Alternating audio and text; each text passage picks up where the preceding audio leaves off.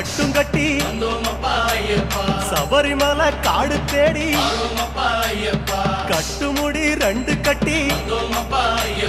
காந்தமலை ஜோதி காண சபரிமலை பயணந்தானப்பா சாமி வழி துணையா வந்து சேரப்பா